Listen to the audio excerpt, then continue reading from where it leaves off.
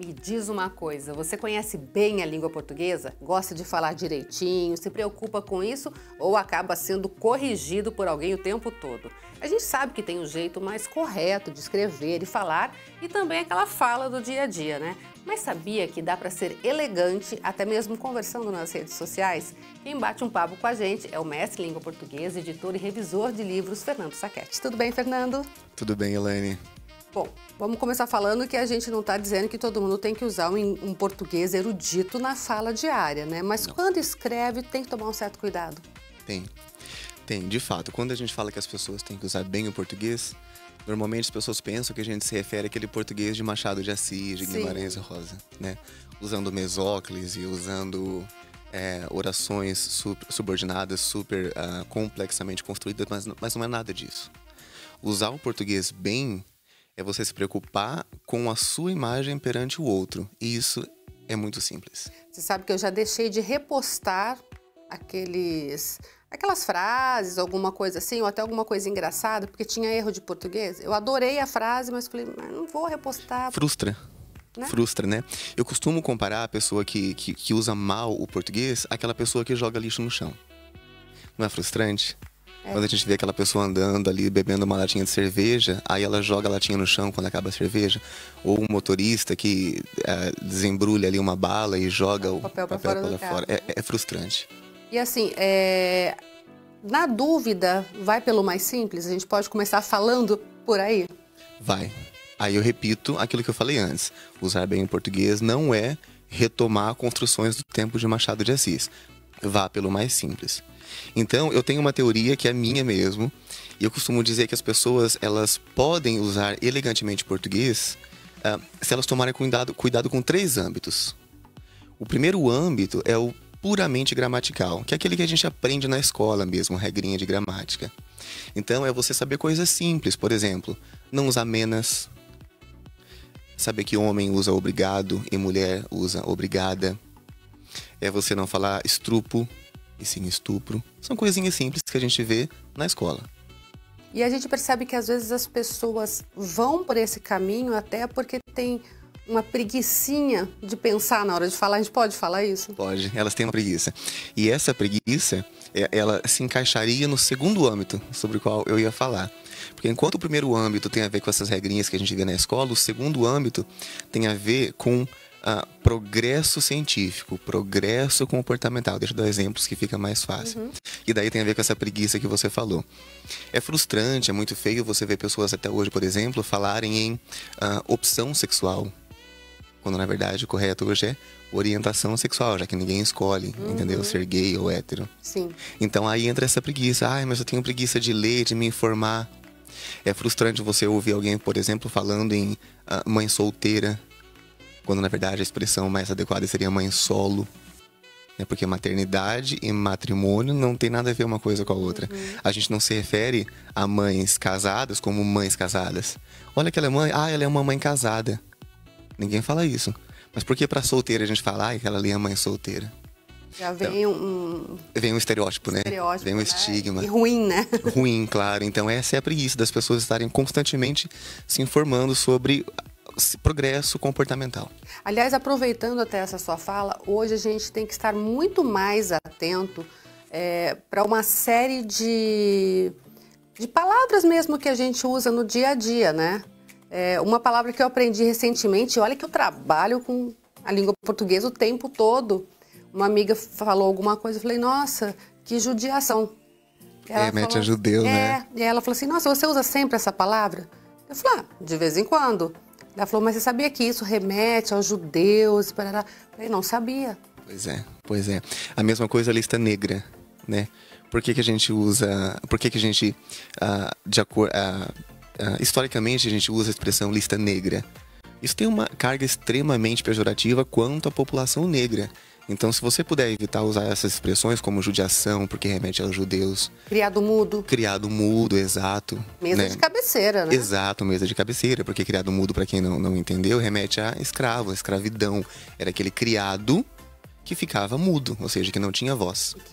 E tem um também que ficava a noite inteira ao lado da cama velando o sono do seu dono, né? Exato. Então são coisas que muitas vezes a gente acaba usando, por isso que é legal ler bastante, né, Fernando? Às vezes nem sempre precisa ser um livro grande, mas ter curiosidade de conhecer, porque isso vai agregar também numa conversa, né? Sim, sim. Aí a gente cai de novo na questão da preguiça, né? De fato, Elaine, não é ler literatura propriamente dita, não é você ler Clarice Lispector, é você estar constantemente lendo, seja o que for. Porque se você tem o hábito de ler, mesmo que sejam postagens de rede social, você vai se deparar com postagens que te mostram que você não deve usar homossexualismo, mas sim homossexualidade, porque o ismo indica doença, a patologia. E é super interessante também quando a gente pensa em aplicativos de mensagens, né? Porque hoje em dia o pessoal abrevia tudo, ou às vezes colocam palavras que você olha e fala, o que será que a pessoa queria dizer aqui, né? Exato, exato. Mas eu tenho uma opinião sobre essas abreviaturas. Eu não tenho muito... Eu não castigo muito quem usa essas abreviaturas. Não tenho preconceito, até porque eu também uso. Não, eu também uso, VC, não é? Por exemplo. Sim, o que a gente tem que saber é contexto. A gente tem que se adequar a contextos. Então, se você está numa conversação informal com teus amigos, por rede social, WhatsApp, por exemplo, a gente pode ficar à vontade para usar essas abreviaturas. O problema é você usá-las em contextos formais. Num e-mail para um chefe seu, para um superior hierárquico seu, para alguém que você esteja querendo conquistar. Por que não? Porque daí a gente volta também na questão da frustração. É frustrante você estar se interessando ali por alguém, né, em termos amorosos eu falo, e daí a pessoa solta um mal com U ao invés de mal com L. Entendeu? Naquele contexto deveria ser o mal com L. Dependendo do nível de exigência da pessoa, já é descartado, Já é descartado, né? Exato, exato. E, Fernando, assim, quando você fez uma postagem que eu achei super interessante, que tem a ver com a língua portuguesa, mas tem a ver até também com ser educado no WhatsApp, né? Que você falou que nem sempre dá para responder todo mundo. Sim, eu sei a que você se refere. Na minha página do Instagram, que é @fersaquete, saquete com CH e 2 T's, eu dou algumas dicas de como você pode ser elegante ao falar. A última dica que eu dei foi essa, né? A dica era a seguinte: hoje em dia a gente vive uma vida muito corrida. Então a gente não pode instantaneamente responder a todas as mensagens que chegam até nós. Quando você vai se desculpar com a pessoa por você ter demorado a responder, não use desculpa pela demora. Mas sim, diga obrigado por me aguardar. Porque quando você fala desculpa pela demora, você joga o foco na conversa na sua falha, que você demorou.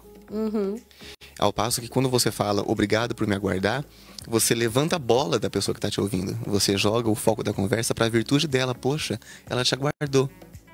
E se você fala para a pessoa desculpa pela demora, é perigoso até você levar um coice. É perigoso ela falar, nossa, mas demorou mesmo, hein? Enquanto que se você fala obrigado por me aguardar, a pessoa se desarma. Exatamente. Quer dizer, até nisso dá para fazer uma graça usando bem a língua portuguesa. Né? Percebendo essas sutilezas, né? E assim, Fernando, a gente sabe que muita gente acabou não aprendendo muito bem a língua portuguesa. A gente tem aí analfabetos funcionais e tudo mais.